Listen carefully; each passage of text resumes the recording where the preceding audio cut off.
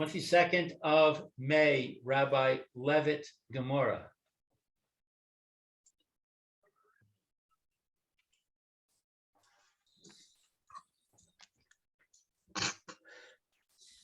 Good morning, Phil. Yeah, good morning. Shavua Tov.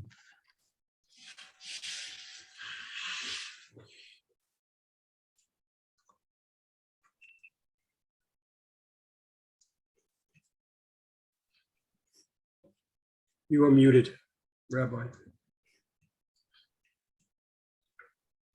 Okay. We did the Rashis. And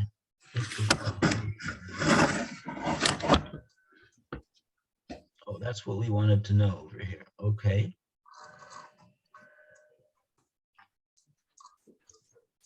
This hill, the Dover's there.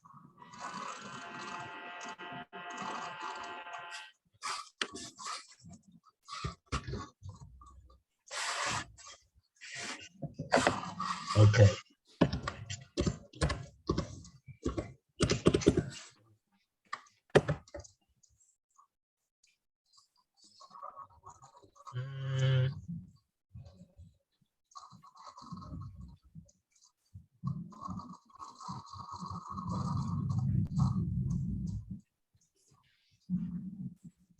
Okay.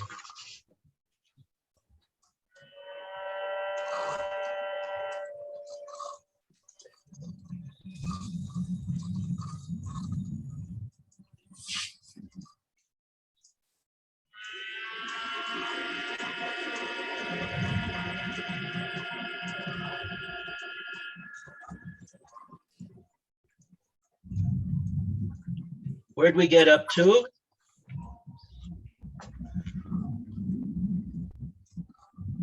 I think we're up to Amarava. Amarava? Okay. Amarava, Mimai. Yes, I think so.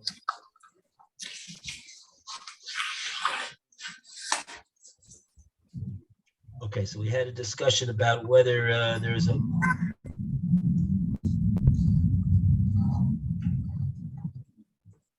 Rav Papa asked Abaye about all the Tanoim lining up behind Beis Shammai, and he answered him, Hachika Amrei, Lo Nechemku Beis Shammai Biz Hil Davar Zeh. They're not arguing about this matter. Okay. Seder. So now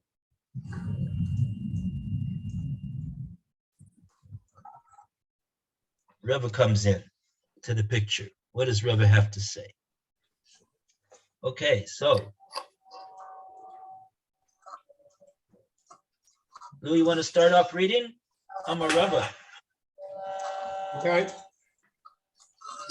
Okay. Fine. From what? Phil, I think I'm gonna have to ask you to mute, please. Okay, just let me do it. Thank you. From what? In other words, on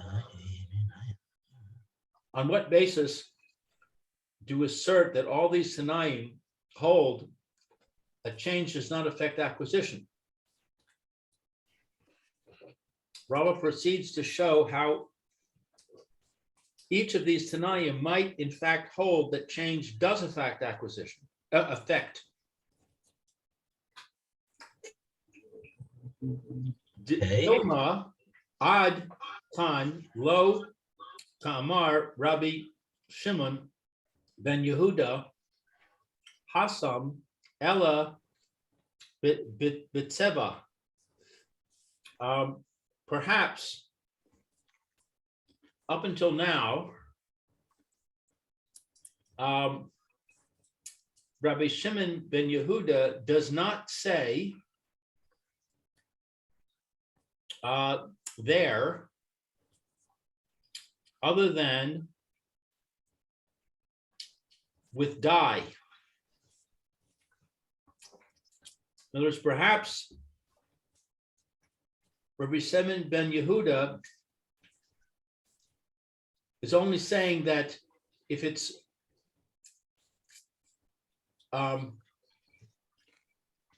dye, it's not consequential. Ho'il v'achol le'ha'aviro al yedei tzafun. Since he can remove it through detergent. So since the dye can be washed out, it's not a shinui. Va'ad kan lo ka'amrei beis shamai hasam ella legavo. And up until now, Beis Shammai does not say there other than the Most High, meaning or change is inconsequential respect to an offering to Hashem.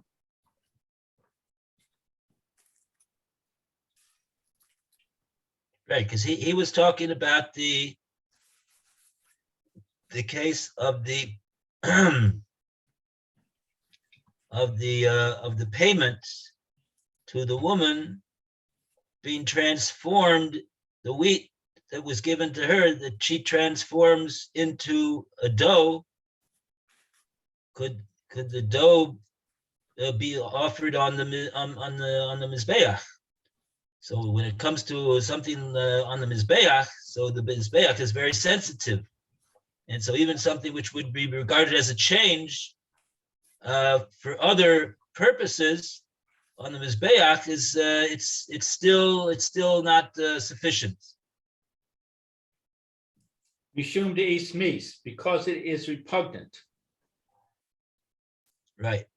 Like you said, it's the mizbeach is very sensitive to the repugnance of the original use.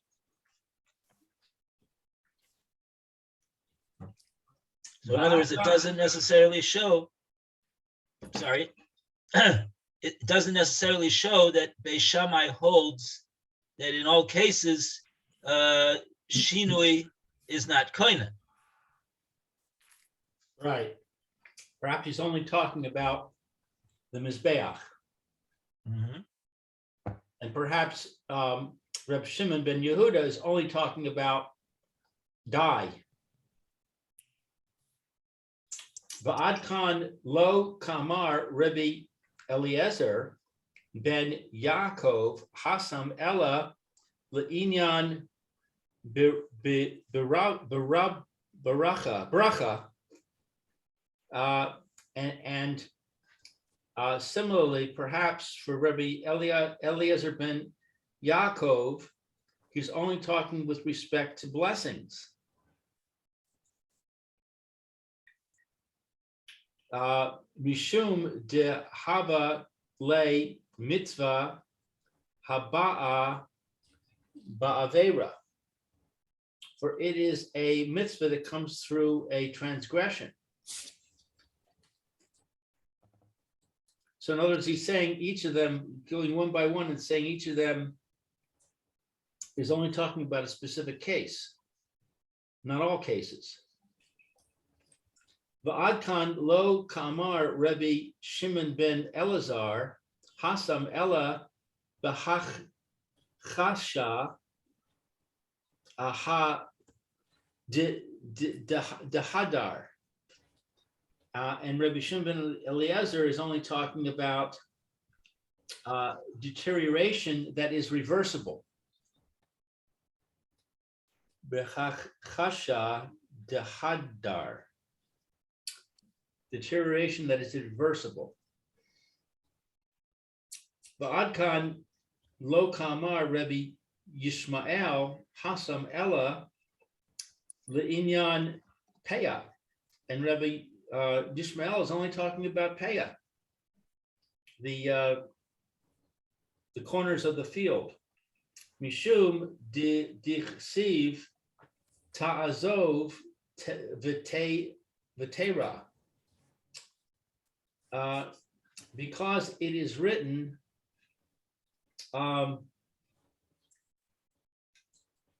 it's superfluous to leave.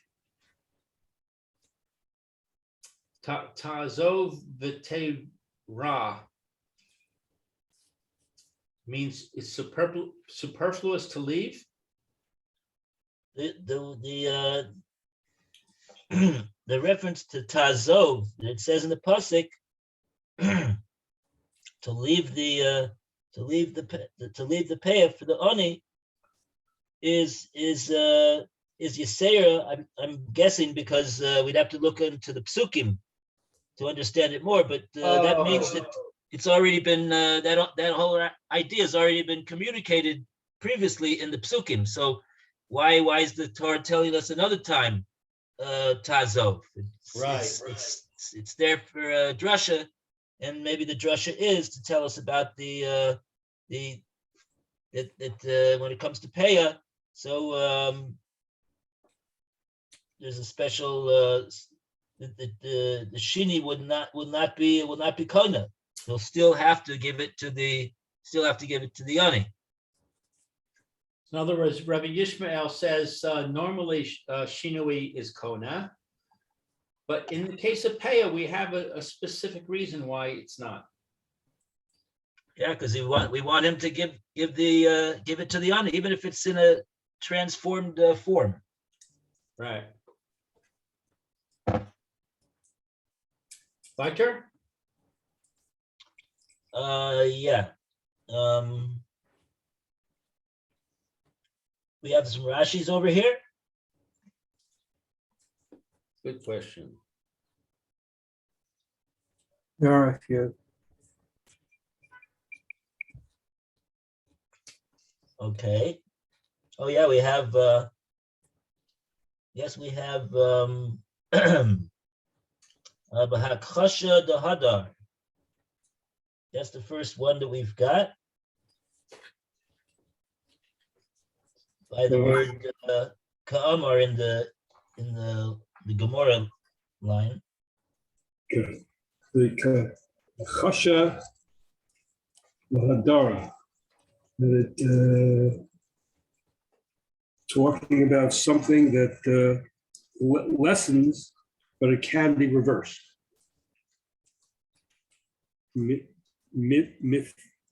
Mifatmo Choser lekadmoto. Okay, now I don't know why this mifatmo means. The choser lekadmo means it returns to its original form like it was before. The mifatmo, when you fatam something, you're like fattening it up. It's like you fatten the animals. Right. So you fat. So that will why will that make them reverse?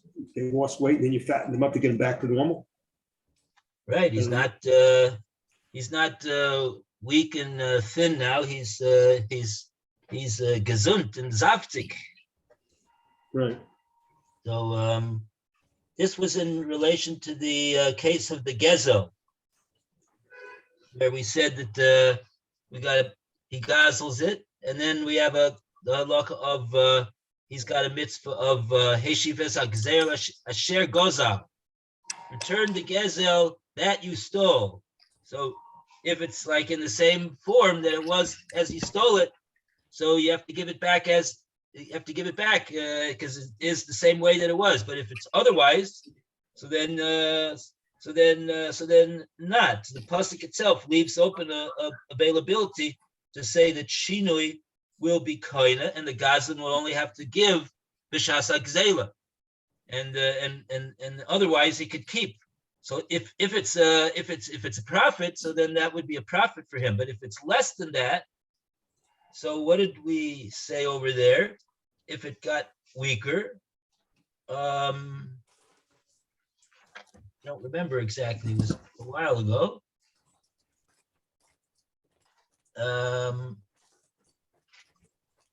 Let's see, what are we saying over here? Since it's possible to fatten up this animal and return him back to the situation that he was at the time of the gazelle. So in other words, the fact that it is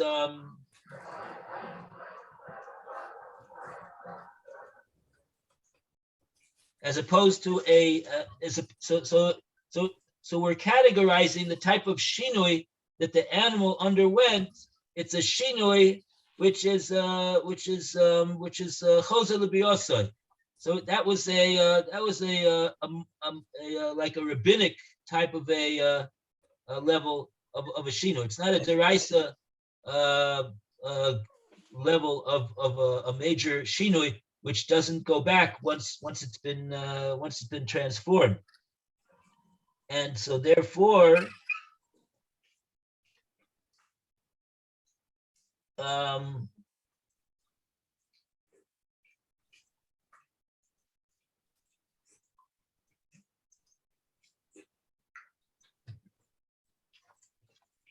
don't remember what he said over here. Rabbi Shimon ben Elazar. Let's look it up and find out exactly what he said.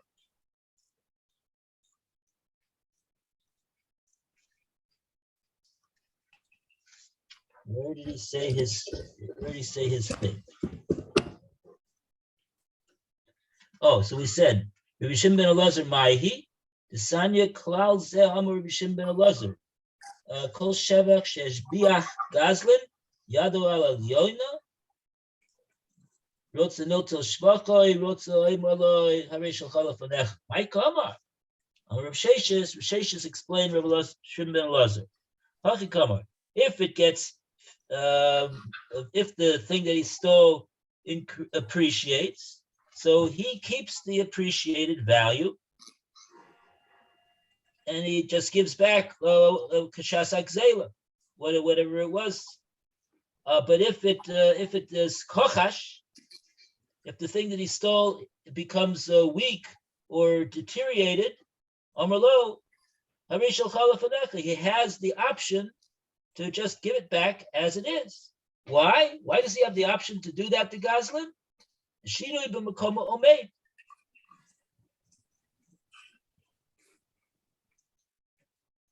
Oh, that's what Reb Sheshes said.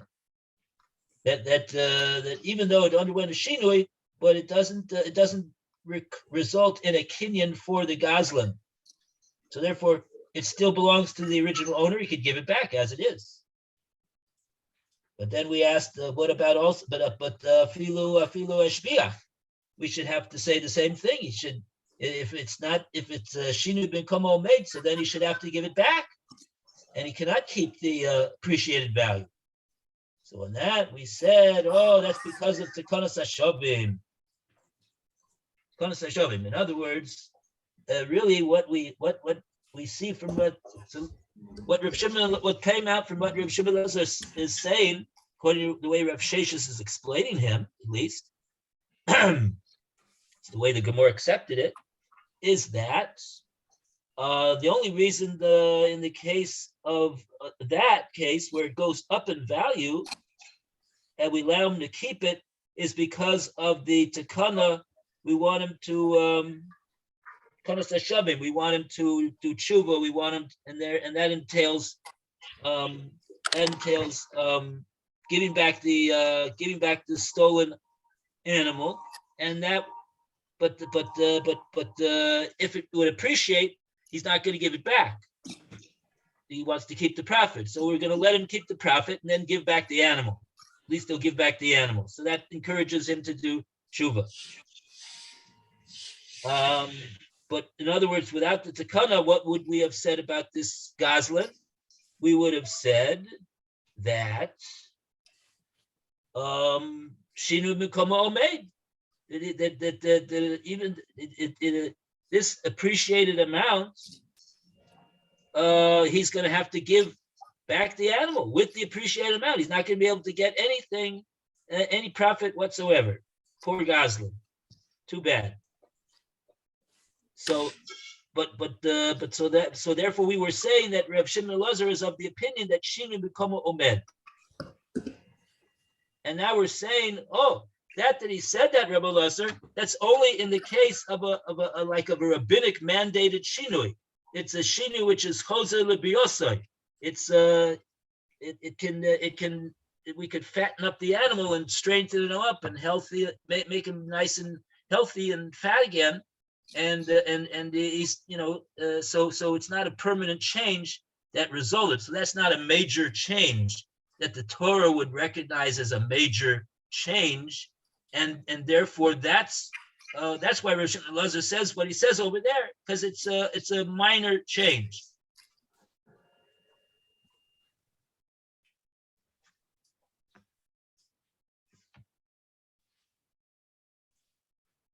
But in other words, a major change, he would agree that it's not bimkoma omed, right? The case is that we said in all of these different tanoim, they were holding that shini bimkoma omed, but now along comes Rava and says, well, there's a qualification to all of these cases.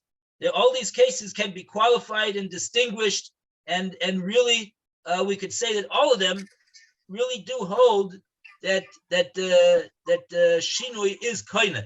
It's just that in these particular cases that were brought in their name, shinui was not koine for various reasons. Okay.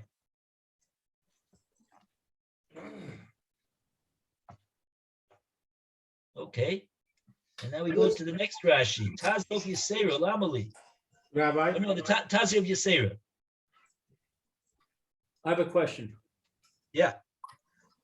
So this principle that the rabbis made a gezerah because they want the thief to do tshuva troubles me, because there's another side to the coin, which is that if the thief knows that he can improve the thing that he steals and get the profit from that, then he's encouraged to steal. So you're encouraging him to do tshuva once he has stolen, but before the fact, you're encouraging him to steal. He's not getting away with the theft. It's just a question of that if he changes it, he'll never do tshuva if you have to make him give back the original object with the change, undo it. He makes a table out of it, out of the wood. So what are you going to do? Break up the table through the wood. So this way he'll do tshuva, but he still has to make good on the object, and he most probably would have to do. But he's doing business with somebody else's property. He's making a profit. No, he can say to himself, "Look, I don't have capital to fund a business, so I'm going to go steal somebody else's stuff, and I'll do all the work and make the profit, and then I'll return it, and I'm free and clear." He's motivated to do that. He's motivated to steal.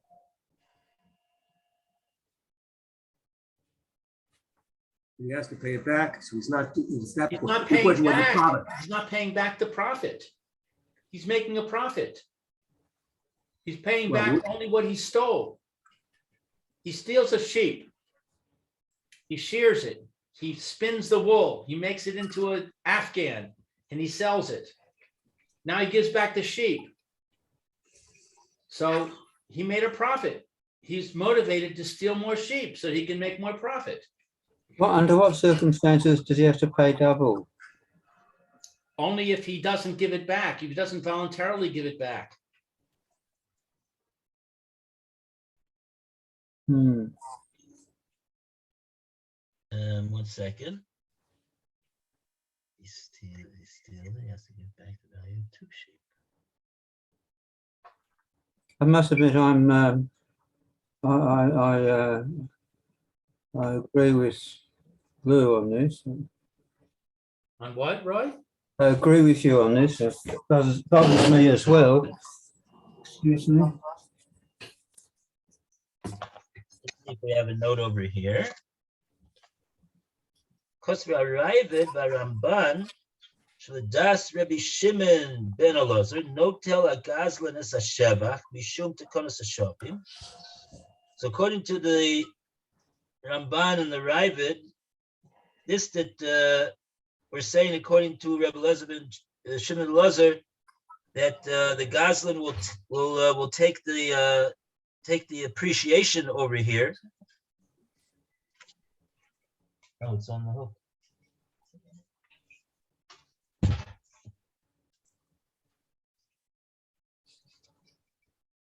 Is the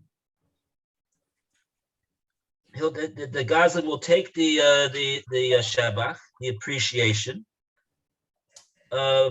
because of this Tekanas Hashavim. Dafka im eshpichu biyodayim. Well, they say only if he does it, only if he's the one. In other words, he steals the wood and he makes it into a table.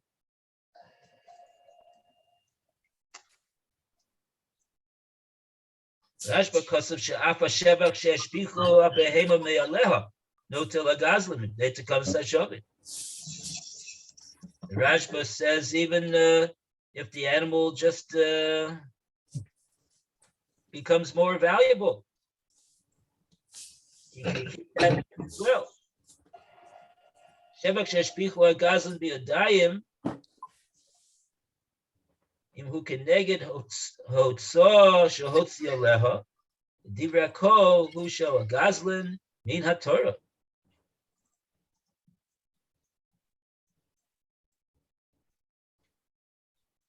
And not only that, but the increased value that the Gazlan did by making the wood into a table. If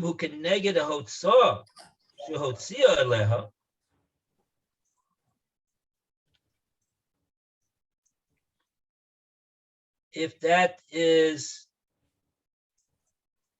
I guess, offset by the expenditures that the Gazlan paid out in order to achieve that profit. In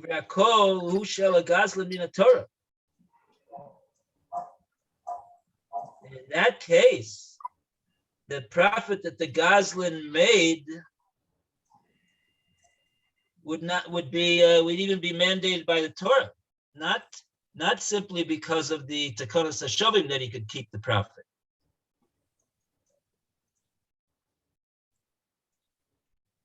Okay, that's not what you're asking. You're asking like this. The Gazlan could make this Tekanos Hashavim that the Chachamim instituted over here in order that a person do tshuva. He could take advantage and make it into a business. He's got a business over here. His business is that how does he get the capital? How does he get the capital in order to make the profit with? He steals it. Exactly. And so the question would be like this. I don't see anyone addressing this question. But it may be that someone addresses this question somewhere. How many times can this Gazlan say, "Oh, you have to give me a break because I'm a Gazlan, and you want me to do tshuva, and therefore you have to allow me to keep the profit that I made with this thing that I stole from this guy." How many times is the Beis Din going to fall for that and say, "Oh yes, he's got Tekanos Hashavim, he did tshuva, he returned it, and the next week also, and the week after that, and the week after that, and the week after that, and the week after that also." That's what Tekanos Hashavim is going to do. I don't know. I'm not so sure that that's the way that this Takanas Hashavim works? So you're saying if he only does it once, it's okay? It's for purposes that he does tshuva. If we see that he's making a business out of it, that's not tshuva. That's business. Right.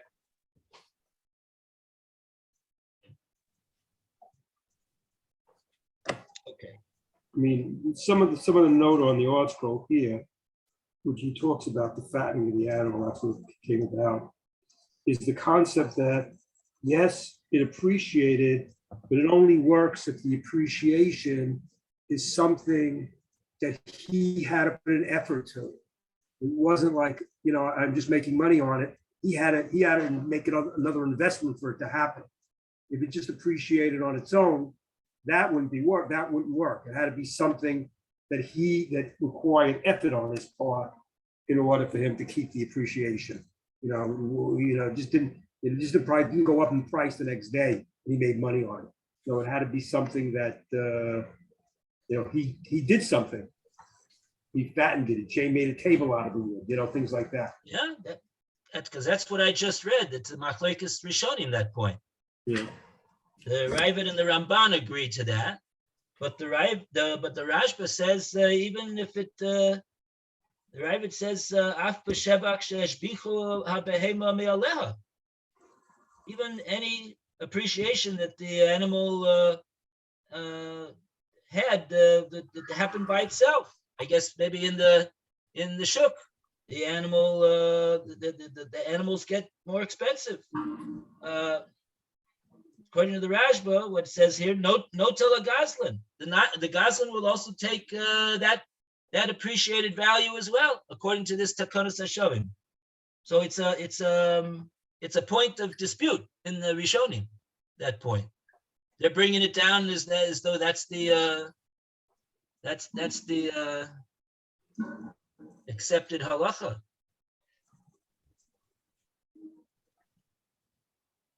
Okay.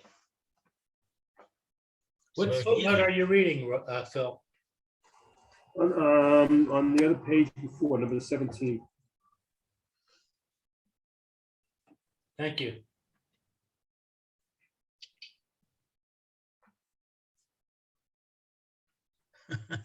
You have to write in a note to the art school and says the Rashba doesn't agree to your note. No, he also says that it's my focus. Oh, okay. He does say the Rashba on it. I'm just saying above. So Rambam says that and the Rashba disagrees. Oh, he quotes the Rambam. Okay. Yeah. Wow. So we have now 3 on one side and 1 on the other side. Okay.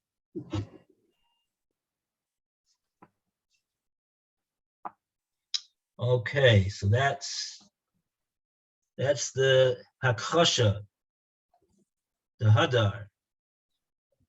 So the animal got weak and emaciated and deteriorated, but you could bring him back to.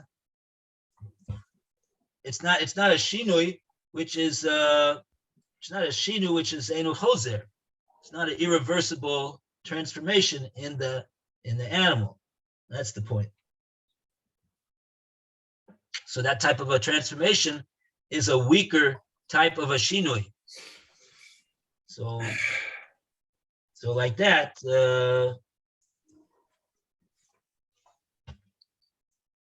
he says it won't be Kona. You give it back. Say Harishal Chalafanach. Okay. Okay, now we go up, get to Tazov Yisera. Tazov Yisera, Lamaru. There's an extra you shall leave in it. Why do I need it? Tazov Yisera, no, before that, there's Tazov Yisera. Next to Tazov Yisera. The Kedoshim Tiyu. The Kedoshim Tiyu, it's written Ketiv. Lo Tifala Peya Sadecha. You should not leave over you consume the pay of your field. Litzur, for them to harvest, to reap. B'shor a kesef kativ.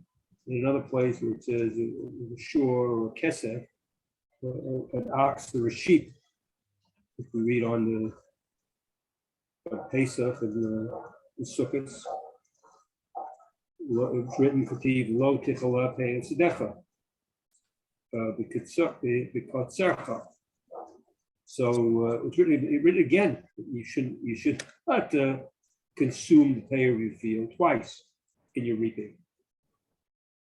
Trey kare zo oto. It's written 2 times that you should leave it. Lama li. Why do I need it? Write it twice. Shema mino. I'll learn from this. Etuye shinui the lo kani that a change does not become an acquisition here. It does not become, you don't acquire it through a change here. So it's learning it from extra time that it wrote this passage twice.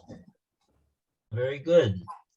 So in other words, the Torah is coming out and saying that we don't care that there was a shinui. You got to still give the payah. That's why we have another pasuk, a second pasuk that says lo sechala, which means don't consume the whole portion of that field for yourself. You have to leave it aside, leave a portion aside for the money, even though you've already transformed it from the form that it was when you harvested it. Okay. So we got 3 minutes, and we go to Alan to continue the reading. Page we Where on are we, now? where are we holding over here now? We're on 94A3. Okay, No, Rava, the next one after Rava. So it's the right-hand column. The Gemora anticipates a possible objection. got it.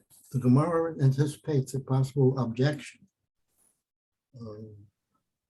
The chi tema ligamar mine, and if you will counter and say, then let us derive from the kesef pair that a change is inconsequential with respect to all the other matters as well. Matnos niu sheni. I will answer that the gifts of the poor are different. Rava now cites support from an earlier Amora for his contention that Rav Mishael's ruling might be due to the superfluous you shall leave rather than because he maintains as a general rule that change does not affect acquisition. Kita or Rabbi Yochanan, it is as Rabbi Yochanan Yonasan inquired, Divar Dabi Yonosan, Rabbi Yonasan inquired, my timer to Rabbi Israel, what is Rav Ishmael's reason for ruling that Peah must be separated even after the grain has been made into dough? Mishum de Kosover Shinoi Eno Kona is because he holds in general that change does not affect acquisition.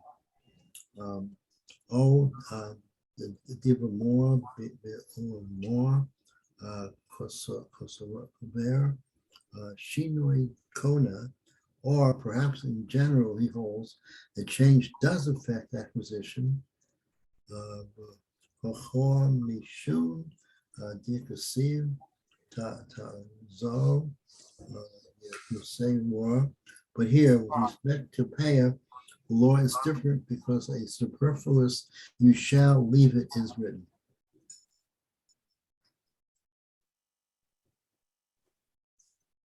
Hey. Very good. So I see it's 12:30. So we'll pick this up tomorrow, Bezos Hashem. Okay, thank you. Everybody have a great week. Bezrat Hashem, Shavua Tov, Akutavach. All the Okay. best. Good Have a great focus, day. good focus, everybody. Thank you for the. Bye, Phil. Bye, Lou. Bye, Alan. Bye, Roy. Bye, Rabbi. Bye, Phil. Bye, Okay, Alan. bye.